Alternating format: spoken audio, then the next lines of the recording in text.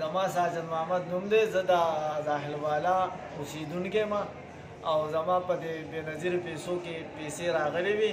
نو زه چې دفتر ته لاړم په دې 3 میاشت کې راغلې وي. زه چې دفتر ته لاړلم نو دفتر والا وویل چې او ستا پیسې راغلي دي. نو چې هغوی ته ما شناختي کارډ مخکې کړلو، هغوی دغه تحقیق وکړلو، نو چې پیسې څه ټایم زما زنانه ته ورکولې، نو زما زنانه ته هغوی پیسې 10,000 ورکړې او دا راځي چې د حکومت د طرفه 12,000 روپۍ.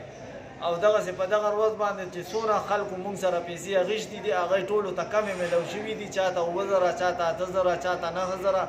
نو زه د دې معلومات کول غواړم چې دا پیسې 12,000 پوره مونږ ته نه میلاویږي، نو دا حکومت کټ کوي او که نه دا کسان دلته کې د عوامو نه دا پیسې وخي په دې دفتر کې.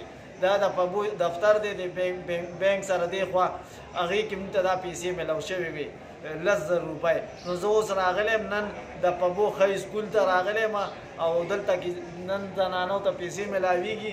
ما د بېګا د هغه سړي ټلیفون وکړو روح الامین، د دې دفتر والا چپړاسي غوندې دی، روح الامین نوم یې دی. هغه ټلیفون وکړو چې ته راشه او په دې ټایم باندې به تاسو له پیسې میلاویږي. زه اوس سره د زنانو رالم دفتر ته، اوس دفتر کې ولاړ یم دلته کې.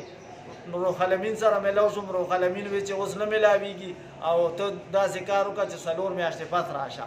نو زه به دا زنانه بوزم او راولم او زموږ نور کارونه دي، غریبي مو ده، مجبوري مو ده.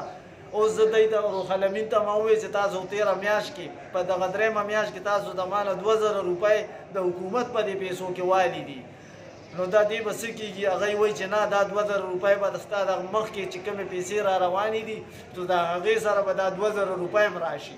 خو زما یقین نشي چې دغه 2,000 روپۍ به هم دغه سره راشي. ولې چې دا دی موږ نه والي دي او د ډېرو کسانو نه په دغه ورځ پیسې والي دي او حکومت ته پکار دی چې د دې خبرې تحقیقات وکړي.